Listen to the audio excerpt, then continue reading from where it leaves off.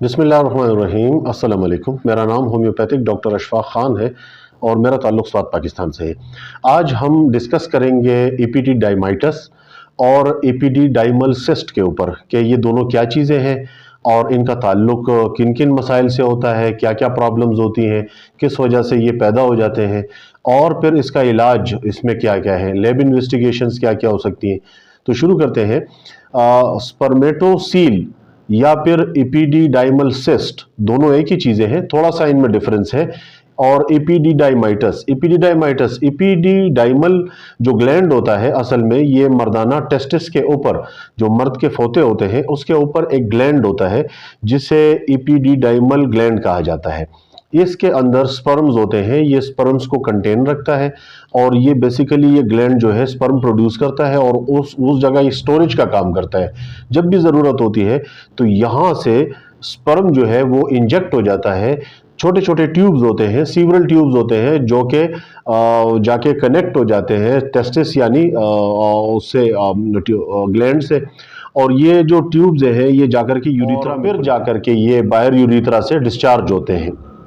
बसा औक़ात ऐसा होता है कि अक्सर किसी वजूहात की बिना पर यानी इन्फेक्शन की बिना पर इन ट्यूब्स में ब्लॉकेज आ जाती है और उसके अंदर बसा औक़ात स्पर्म्स जो है वो फंस जाते हैं किसी एक आध ट्यूब में, और उस ट्यूब की बंदिश हो जाती है या स्पर्म उसमें बंदिश की वजह से फंस जाते हैं, तो वहाँ स्वेलिंग की कंडीशन हो जाती है और एक पानी की थैली सी बन जाती है सिस्ट, जिसे स्पर्मेटोसील कहते हैं या फिर एपिडिडाइमल सिस्ट कहते हैं। अब दोनों में बुनियादी फर्क यह है एपिडिडाइमल सिस्ट में और स्पर्मेटोसील में कि स्पर्मेटोसील जो सिस्ट होती है वो स्पर्म के फंस जाने की वजह से इस ब्लॉक ट्यूब में बनती है, तो इसे स्पर्मेटोसील कहेंगे।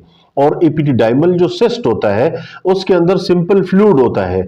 अब इसके कॉजेज क्या क्या हैं? इसके कॉजेज में जो सबसे बड़ी कॉज है वो सेक्सुअली ट्रांसमिटेड डिजीजेज है। मिसाल के तौर पे अगर आप देखें, गोनोरिया है, क्लेमाइडियल इन्फेक्शन है जिसे हम आम अल्फाज में सूजाक कहते हैं, तो यूटीआई यूरिनरी ट्रैक इन्फेक्शन हो गया, या टेस्टिस पर चोट लगी थी, उस चोट के बाद से इन्फेक्शन हो गई उस ग्लैंड में, या टेस्टिस के अंदर इन्फेक्शन क्रिएट हो गई और उसके बाद से अच्छा ये वेरिकोसील भी इसमें कॉज है। अगर वेरिकोसील है यानी ब्लॉकेज है जो टेस्टिस के ऊपर, और एपिडिडाइमल जो ग्लैंड होता है इसके ऊपर एक रगों का गुच्छा होता है जो कि डीऑक्सीजनेटेड यानी जो इस्तेमाल शुदा खून होता है उसको कलेक्ट करके वापस भेजता है। तो इस कलेक्शन सिस्टम में जो भी उसके जो वरीदों के अंदर जो इसके खराबी की वजह से वहां पर डीऑक्सीजनेटेड ब्लड कोआगुलेट हो जाता है और उससे वेरिकोसील की कंडीशन यानी उन रगों में वर्म पैदा हो जाता है। तो ये भी एक कॉज है, उसकी वजह से भी इन्फेक्शन से स्पर्मेटोसील या फिर एपिडिडाइमल सिस्ट बन सकता है। तो होम्योपैथिक में इन मसाइल का बेहतरीन इलाज है।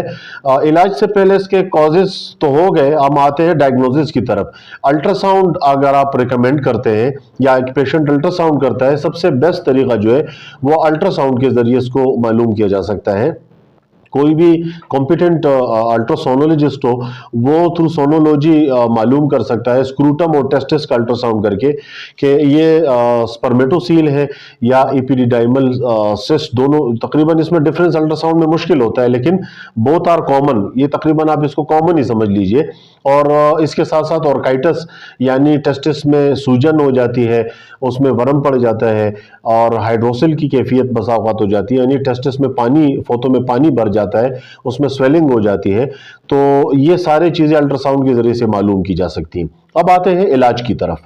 अगर सिंपल स्पर्मेटोसील लेट सपोज के गोनोरिया हो गया था, सूजाक, या पेशाब में इन्फेक्शन हो गया था, प्रोस्टेट के इन्फेक्शन की वजह से ये प्रॉब्लम आपको क्रिएट हो गई है, तो आम मेडिकल साइंसेज में ये कहा जाता है कि इसको थ्रू एंटीबायोटिक से अगर ठीक ना हो, पहले तो ये इटसेल्फ रिजॉल्व हो जाता है विद इन अ वीक 2-3 या मंथ में जाकर के ये खुद ब खुद रिजॉल्व हो सकता है। अगर इटसेल्फ ये रिजॉल्व ना हो तो फिर आपको यानी एंटीबायोटिक थेरेपी पे डाल देते हैं और उस फ्लूइड को थ्रू एंटीबायोटिक्स वो सुखाने की कोशिश करते हैं। होम्योपैथिक में इन मसाइल के लिए बेहतरीन मेडिसिन मौजूद हैं। कुछ मेडिसिन मैं आपके सामने जिक्र करूं, चूंकि ये प्लेटफॉर्म ऐसा है कि ज़्यादातर हम जो मेडिसिन पेशेंट के लिए सजेस्ट करते हैं वो थ्रू सिम्टम्स होते हैं और पेशेंट की कॉन्स्टिट्यूशन को मद्देनजर रख कर के मेडिसिन सजेस्ट की जा सकती है। तो कॉमनली जो उसमें मेडिसिन यूज होती है उसमें आर्काइटीनियम है, आपके रोडोडेंड्रॉन है, हेपरसल्फ है, इसके अंदर स्टेफिसिगेरिया के अच्छे रिजल्ट्स हैं, इसके अलावा लाइकोपोडियम इसमें अच्छे रिजल्ट देती है, और इसके साथ साथ पल्साटीला है, हेमामेलस है। तो ये चंद मेडिसिन है जो कि एपिडिडाइमल सिस्ट या स्पर्मेटोसील में ये अच्छे रिजल्ट रखती है और इसके अच्छे रिजल्ट्स हैं। उम्मीद करता हूँ मेरी ये वीडियो आपके लिए फ़ायदेमंद होगी।